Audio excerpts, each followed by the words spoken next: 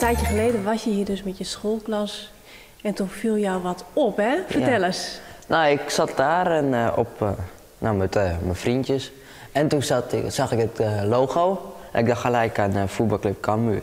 En toen vroeg ik aan de dominee, zijn jullie hier voor Cambuur? Ik snapte dat net, dus ik zei tegen hem, hoe zei je, hoe komt het erbij? Nou, hij zei, Jim, hebben het logo van Cambuur hier onder de morgen hingen. Ik zei, nou ja, ik zei, wat is het door? Hij zei, ik zei, jongen, maar dat is het wapen van Kammingas. Nee, zei hij, dat is het logo van Cambuur, ja.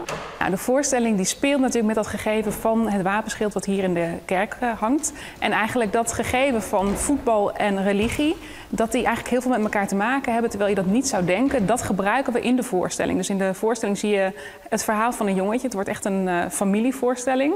En het verhaal van een jongetje eigenlijk helemaal verweven. Dus je ziet allemaal elementen van voetbal ga je terugzien. En je gaat elementen uit de geschiedenis van de Kamminga's en de Wiarda's terugzien. Dus van de geschiedenis van Gautum. En nu is het helemaal uitgegroeid ta een toneelstuk. Wat vind je daarvan? Dat had ik net verwachten. Absoluut net. Ik heb wel het gevoel van, dit verhaal is heel mooi. Van een dominee die net weet wat het logo van Cambuur is. En een jonkje dat het wel weet. Maar dat het hier uitgroeien zo, dat had ik net ingekend. Absoluut net. Dus ik ben echt wel verbijsterd en ben ik wel heel blij.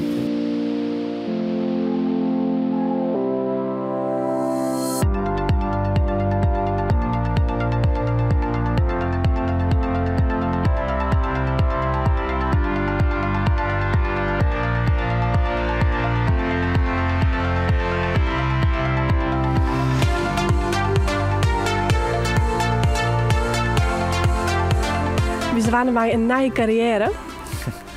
Nee, dat nog niet. Maar goed, het is culturele hoofdstad 2018. We zijn begonnen. En ik denk dat het voor Cambuur goed is om zich te profileren. Het is voor Gautum een mooi stukje reclame. Dus nee, dat is hartstikke mooi. Voor mezelf nog geen nieuwe carrière, maar wel ontzettend leuk om te doen. Ja, en als persoonlijk ik wat maar het kerken. Werd het eigenlijk om draait vanzelf in het ook stuk? nog, ja. Nee, ik ben getrouwd in de kerk waar we ook filmen. Dus dat is al heel bijzonder. Ik ben nog steeds gelovig opgevoed, dus het is mooi om twee werelden waarin ik actief ben te combineren op deze manier. Ja, en dat het logo van Cambuur, hè, dat het echt in die kerk is, wie dat tij al opvallen? Nee, eerlijk gezegd nog niet. Nee, dus dat is ook wel weer heel bijzonder. Dus ik ga ook zeker naar het theaterstuk kijken. Ik ben heel benieuwd naar het verhaal daarachter. Maar ja, het is wel leuk natuurlijk dat dat ook weer bij elkaar komt op zo'n manier.